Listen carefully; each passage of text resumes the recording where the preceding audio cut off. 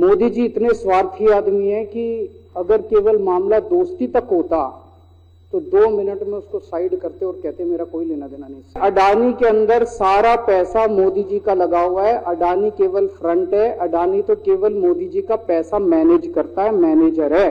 अभी कुछ दिन पहले बीजेपी का एक बहुत बड़ा नेता मिला मेरे को, उससे काफी लंबी चर्चा हुई मेरी, और उसने जो जो बातें बताई वो इतनी चौंकाने वाली थी कि आप सब सुनोगे तो रोंगटे खड़े हो जाएंगे।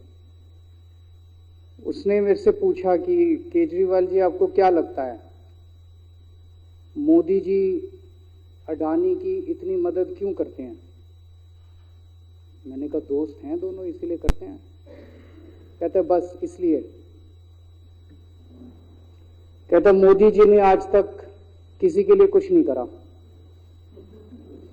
अपनी वाइफ के लिए कुछ नहीं करा, अपनी मां के लिए कुछ नहीं करा, उनके भाई गुजरात में रहते हैं उनके लिए, किसी रिश्तेदार के लिए कुछ नहीं करा, राजनीतिक गुरु के लिए कुछ नहीं किया। वो अपने दोस्त के लिए इतना कुछ करेंगे, ऐसा कैसे हो सकता है? दोस्त को इतने मेहरबान क्यों है? ऐसी भी क्या दोस्ती है? आज के जमाने में कौन कोई भाई के लिए कुछ नहीं करता, दोस्त के लिए कौन करता है? तो मैंने कहा फिर क्या मामला है? कहता आप खुद सोचो, इतना बड़ा क्राइसिस हुआ, हिंडनबर्ग की रिपोर्ट आई, चारों तरफ थू थू हुई, पूरा क्रैश कर गया अडानी ग्रुप। मोदी जी इतने स्वार्थी आदमी हैं कि अगर केवल मामला दोस्ती तक होता तो 2 मिनट में उसको साइड करते और कहते मेरा कोई लेना देना नहीं इससे। अभी भी उसको बचाने में लगे हुए हैं।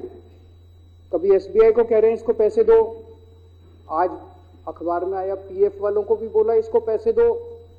सारी एजेंसी अभी भी उसको पूरी तरह से उसको बचाने में लगे हुए हैं।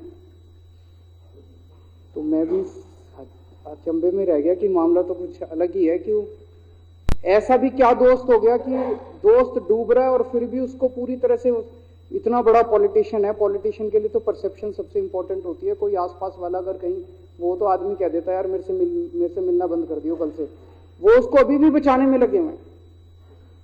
और उसने मेरे को बताया कि, मैंने कहा फिर मामला क्या है? तो कहता है जी अडानी तो केवल फ्रंट है, अडानी में सारा पैसा मोदी का लगा हुआ है। मैंने कहा ये कैसे हो सकता है? ये नहीं हो सकता। कहते हैं अडानी के अंदर सारा पैसा मोदी जी का लगा हुआ है। अडानी केवल फ्रंट है। अडानी तो केवल मोदी जी का पैसा मैनेज करता है, मैनेजर है। उसको 10%, 15%, 20% इतनी कमीशन मिलती है, बाकी सारा का सारा पैसा मोदी जी का लगा हुआ है। अगर कल को जांच हो गई, जेपीसी बैठ गई, ईडी की जांच हो गई, सीबीआई की जांच हो गई, तो अडानी नहीं डूबेगा, मोदी जी डूबेंगे। जिस दिन अडानी डूबा उस दिन मोदी जी डूबेंगे। मैंने कहा यार उनको पैसे की क्या जरूरत है? प्रधानमंत्री जी को, मोदी जी को, उनके ना आगे कोई ना पीछे कोई, उनको क्या पैसे की जरूरत है? तो कहता है सर पैसे की हवस होती है, लत होती है। कहता है इतने दुनिया में इतने बड़े बड़े अमीर आदमी हैं, उनको कोई अब और पैसे की थोड़ी जरूरत है, लगे पड़े हैं सारे, और पैसा और पैसा और पैसा। बोला हवस होती है। बोला जिस दिन अडानी दुनिया का सेकंड रिचेस्ट मैन बना था, अडानी दुनिया का सेकंड रिचेस्ट मैन नहीं बना था, मोदी जी दुनिया के सेकंड रिचेस्ट मैन बने थे। और अब मोदी जी का ख्वाब है, उनका सपना है कि वो दुनिया के रिचेस्ट मैन बनना चाहते हैं। प्रधानमंत्री तो बन गए, वो दुनिया के रिचेस्ट मैन बनना चाहते हैं। फिर उसने मेरे को एक एक करके, मैं बड़ा धीरे धीरे उसकी बातों पे, पहले तो मैं एकदम शॉक हो गया ये कह क्या रहा है कि अडानी के अंदर सारा पैसा मोदी जी का लगा है। फिर वे धीरे धीरे उसने एक एक करके बातें खोल के समझानी चालू की। कहता है मोदी जी श्रीलंका गए, श्रीलंका के राष्ट्रपति राजापाक्सा हैं, राजापाक्षा को मोदी जी ने जबरदस्ती करके वहां का विंड प्रोजेक्ट अडानी को दिलाया।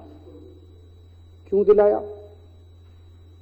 मैं आप लोगों से पूछना चाहता हूं, आप में से कोई विदेश जाएगा तो वहां की किसी एजेंसी को जबरदस्ती करके अपने भाई को, रिश्तेदार को ठेका दिला के आओगे क्या? ऐसे कोई करता है क्या?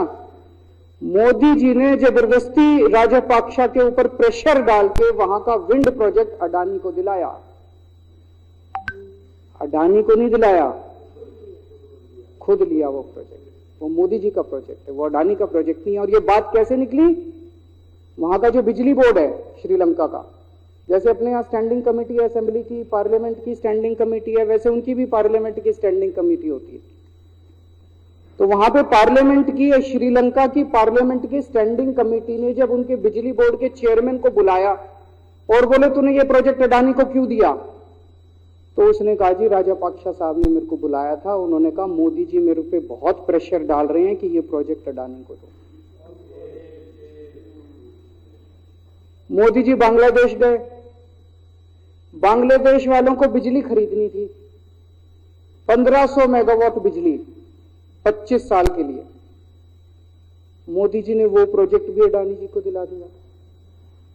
अडानी को नहीं दिलाया, मोदी जी ने वो प्रोजेक्ट खुद लिया। 25 साल तक 1500 मेगावाट बिजली खरीदने का प्रोजेक्ट बांग्लादेश का, वो भी मोदी जी ले आए अपने नाम पे। इजराइल गए, इजराइल के साथ भारत ने कई सारे रक्षा सौदे किए, रक्षा सौदे, वो सारे के सारे रक्षा सौदे अडानी को दे दिए। अडानी को नहीं दिए, मोदी जी ने खुद लिए। अभी 2-3 साल पहले 6 एयरपोर्ट की नीलामी हुई प्राइवेटाइजेशन के लिए, सरकार ने उनकी नीलामी करी, भाई प्राइवेट प्लेयर आके लो।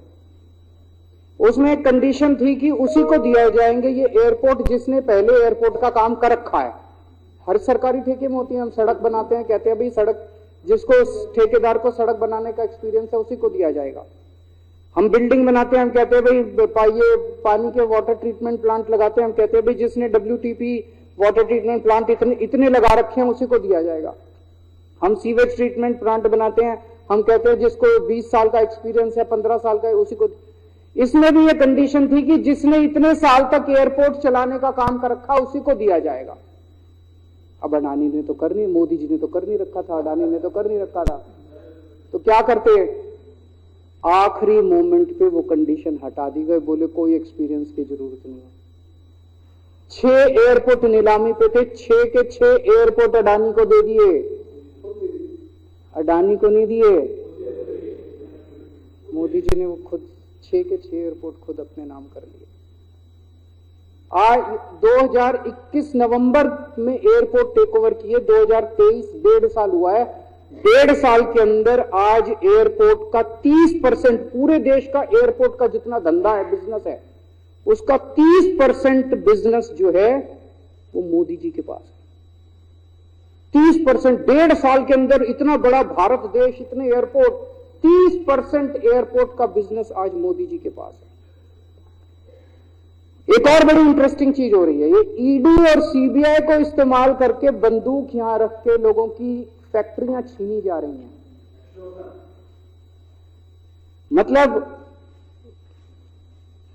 10 अक्टूबर 2018 को 10 अक्टूबर 2018 को कृष्णापट्टनम पोर्ट के ऊपर इनकम टैक्स की रेड हुई और 6 अप्रैल 2020 को 1.5 साल बाद वो पूरा एयरपोर्ट अडानी ने खरीद लिया। उसके यहां बंदूक रखते, उसको कहा या तो दे दे और या जेल। तो वो अडानी ने नहीं खरीदा, वो मोदी जी के पास चला गया कृष्णापट्टनम एयरपोर्ट। 10 दिसंबर 2020 को एसीसी और अंबुजा सीमेंट पे रेड हुई और 2 साल बाद 16 अक्टूबर 2022 को दोनों सीमेंट प्लांट मोदी जी के पास चले गए।